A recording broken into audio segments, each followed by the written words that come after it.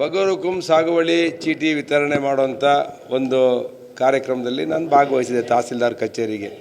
ಸುಮಾರು 1978ರಿಂದನೂ ಕೂಡ ಕೆಲವು ಹಕ್ಕುಪತ್ರಗಳು ಸಾಗುವಳಿ ಚೀಟಿಗಳು ವಿತರಣೆ ಆಗಿಲ್ಲ.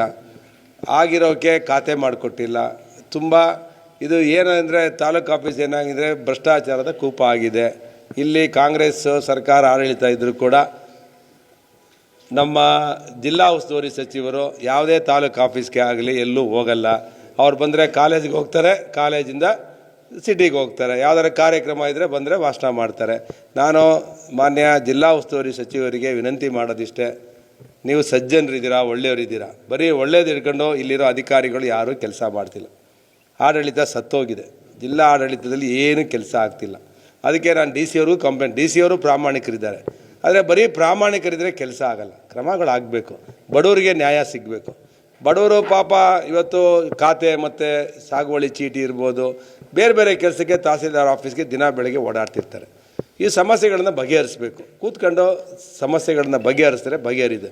ಬರೀ ಭ್ರಷ್ಟಾಚಾರ ತುಂಬಿ ತುಳುಕ್ತಾ ಇದೆ ತಾಲೂಕು ಆಫೀಸಲ್ಲಿ. ನಾನಿವತ್ತು ವಿಲೇಜ್ ಅಕೌಂಟೆಂಟ್ಗೆ ಇರ್ಬೋದು, ಅಲ್ಲಿರುವಂಥ ತಹಸೀಲ್ದಾರ್ ಕ್ಲರ್ಕ್ ಇರ್ಬೋದು, ಈ ಬಗರುಕುಂ ಸಾಗುವಳಿ ಚೀಟಿನ ಯಾರ್ಯಾರು ವಿಲೇವರಿ ಮಾಡ್ತಾರೆ ಅವ್ರಿಗೆಲ್ಲ ಶೋಕಾಸ್ ನೋಟಿಸ್ ಇಶ್ಯೂ ಮಾಡಿ ಎಕ್ಸ್ಪ್ಲನೇಷನ್ ಕೇಳ್ಕೊಂಡು ಕ್ರಮ ಜರುಗಿಸಬೇಕು ಅಂತ ಹೇಳಿದ್ದೇನೆ. ಅಧಿಕಾರಿಗಳಿಗೆ ಭಯ ಇಲ್ವಾ ಸರ್? ಇಲ್ಲ, ಅಧಿಕಾರಿಗಳಿಗೆ ಭಯ ಇಲ್ಲ. ಇಲ್ಲಿ ಜಿಲ್ಲಾ ಉಸ್ತುವಾರಿ ಸಚಿವರಿಗೆ ಇವರೇನು ಕಚ್ಚೆ ಕಟ್ಟಲ್ಲ.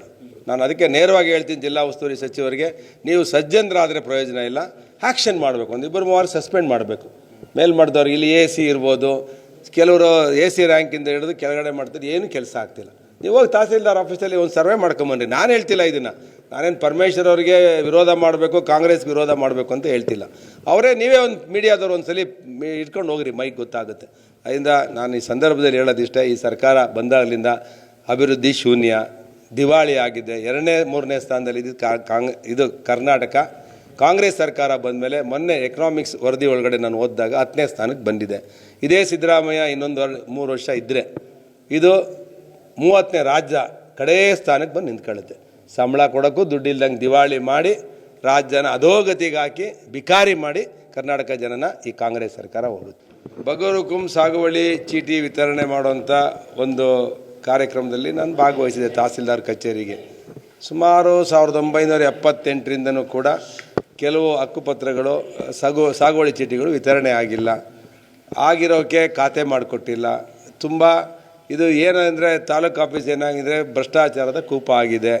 ಇಲ್ಲಿ ಕಾಂಗ್ರೆಸ್ ಸರ್ಕಾರ ಆಡಳಿತ ಇದ್ದರೂ ಕೂಡ ನಮ್ಮ ಜಿಲ್ಲಾ ಉಸ್ತುವಾರಿ ಸಚಿವರು ಯಾವುದೇ ತಾಲೂಕು ಆಫೀಸ್ಗೆ ಆಗಲಿ ಎಲ್ಲೂ ಹೋಗಲ್ಲ.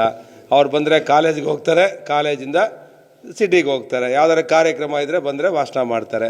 ನಾನು ಮಾನ್ಯ ಜಿಲ್ಲಾ ಉಸ್ತುವಾರಿ ಸಚಿವರಿಗೆ ವಿನಂತಿ ಮಾಡೋದಿಷ್ಟೇ, ನೀವು ಸಜ್ಜನರಿದ್ದೀರಾ, ಒಳ್ಳೆಯವರಿದ್ದೀರಾ. ಬರೀ ಒಳ್ಳೇದು ಹಿಡ್ಕೊಂಡು ಇಲ್ಲಿರೋ ಅಧಿಕಾರಿಗಳು ಯಾರೂ ಕೆಲಸ ಮಾಡ್ತಿಲ್ಲ. ಆಡಳಿತ ಸತ್ತೋಗಿದೆ. ಜಿಲ್ಲಾ ಆಡಳಿತದಲ್ಲಿ ಏನೂ ಕೆಲಸ ಆಗ್ತಿಲ್ಲ. ಅದಕ್ಕೆ ನಾನು ಡಿ ಸಿ ಅವ್ರಿಗೂ ಕಂಪ್ಲೇಂಟ್, ಡಿ ಸಿ ಅವರು ಪ್ರಾಮಾಣಿಕರಿದ್ದಾರೆ.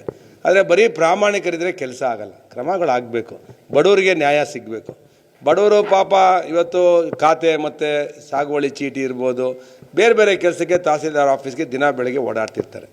ಈ ಸಮಸ್ಯೆಗಳನ್ನು ಬಗೆಹರಿಸಬೇಕು. ಕೂತ್ಕೊಂಡು ಸಮಸ್ಯೆಗಳನ್ನ ಬಗೆಹರಿಸಿದ್ರೆ ಬಗೆಹರಿದೆ.